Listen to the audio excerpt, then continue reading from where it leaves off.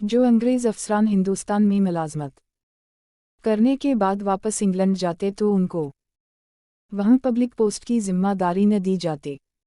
दलील ये थी कि तुम एक गुलाम कौम पर हुकूमत करके आए हो, जिससे तुम्हारे अतवार और राय में तब्दीली आ गई है। यहाँ अगर उस तरह की कोई जिम्मेदारी तुम्हें दी जाए गई तो तुम आज़ाद अंग्रेज़ कौम को भी इसी तरह डेल करोगे। उस मख्तसर तारफ़ के साथ दर्ज झेल वाक़या पढ़े। एक अंग्रेज़ खातून जिसका शोहर बरतानवी दूर मी पाक व हिंद में सोल सर्विस का ऑफिसर था। खातून ने ज़िंदगी के कई साल हिंदुस्तान के मुख्तलिफ इलाक़ों में गुजारे। वापसी पर उसने अपनी यादाश्तों पर मुबनी बहुत ही खूबसूरत किताब लिखी। खातून ने लिखा है कि मेरा शोहर जब एक ज़िला का डिप्टी कमिश्नर था, उस वक्त मेरा बेटा तकरीबन 4 साल का और बेटी 1 साल की थी। डिप्टी कमिश्नर को मिलने वाली कई एकड़ पर महित रहाइशगाह में हम रहते थे। डीसी साहब के घर और ख़ानदान की खिदमत गुजारी पर कई सौ अफराद मामूर थे। रोज़ पार्टियाँ होती, शिकार के प्रोग्राम बनते। ज़िला के बड़े बड़े ज़मींदार हमें अपने हम मदू करना बाउस फ़ख्र जानते, और जिसके हम चले जाते वो इसे अपनी अज़्त-अफ़ज़ाई समझता। हमारे ठाठ ऐसे थे कि बर्तानिया में मलिका और शाही ख़ानदान को भी मुश्किल से ही मैसर थे। ट्रेन के सफ़र के दौरान नवाबी ठाठ से आरास्ता एक आलीशान डब्बा डिप्टी कमिश्नर साहब की फैमिली के लिए मखसूस होता था। जब हम ट्रेन में सवार होते तो सफ़ेद लिबास में मलबूस ड्राइवर हमारे सामने दोनों हाथ बांधकर खड़ा हो जाता और सफ़र के आगाज़ की इजाज़त तलब करता। इजाज़त मिलने पर ही ट्रेन चलना शुरू होती। एक बार ऐसा हुआ कि हम सफ़र के लिए ट्रेन में बैठे तो रिवायत के मुताबिक ड्राइवर ने हाजिर होकर इजाज़त तलब की। उससे पहले कि मैं बोलती मेरा बेटा बोल उठा, जिसका मूड किसी वजह से ख़राब था। उसने ड्राइवर से कहा कि ट्रेन नहीं चलानी। ड्राइवर ने हुक्म बजा लाते हुए कहा कि जो हुक्म छोटे साहब।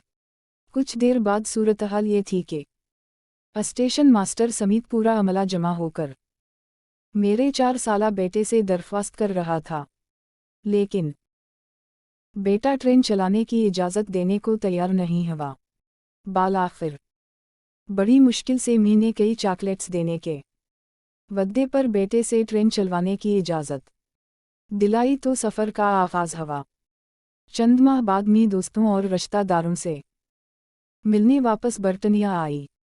हम बज़रिया बहरी जहाज़ लंदन पहुँचे। हमारी मंजिल वेल्स की एक काउंटी थी जिसके लिए हमने ट्रेन का सफ़र करना था।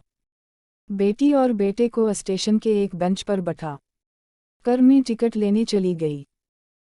कतार ट्वेल होने की वजह से खासी देर हो गई, जिस पर बेटे का मूड बहुत ख़राब हो गया। जब हम ट्रेन में बैठे तो आलीशान कंपाउंड के बजाय फर्स्ट क्लास की सीटें देखकर बेटा एक बार फिर नाराज़गी का इजहार करने लगा। वक्त पर ट्रेन ने वसल देकर सफ़र शुरू किया तो बेटे ने बाकायदा चीखना शुरू कर दिया। वो ज़ोर ज़ोर से कह रहा था, ये कैसा अलो का पिट्ठा ड्राइवर है। हमसे इजाज़त लिए बगैर ही उसने ट्रेन चलाना शुरू कर दी है। मैं पापा से कहकर इसे जूते लगवाऊंगा। मेरे लिए उसे समझाना मुश्किल हो गया कि ये उसके बाप का ज़िला नहीं, एक आज़ाद मुल्क है। यहाँ डिप्टी कमिश्नर जैसे तीसरे दर्जा के सरकारी मुलाज़िम तो क्या, वज़ीर आज़म और बादशाह को भी ये अख्तियार हासिल नहीं है कि अपनी अना की तस्कीन के लिए अवाम को ख्वार कर सके। आज ये वाज़ा है कि हमने अंग्रेज़ को ज़रूर निकाला है, अलबत्ता ग़ुलामी को देश से नहीं निकाल सके।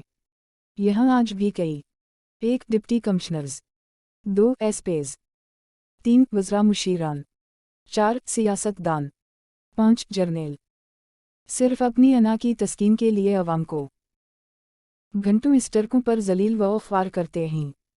उस ग़ुलामी से निजात की वाहिद सूरत यही है कि हर तरह के तासबात और अक़ीदतों को बालाताक़ रख कर हर प्रोटोकॉल लेने वाले की मुखालफत करनी चाहिए। ورنہ صرف اگست 14 کو جھنڈے لگا کر اور موم بتیاں سلگا کر خود کو دھوکہ دے دیا کرے کہ ہم آزاد ہیں۔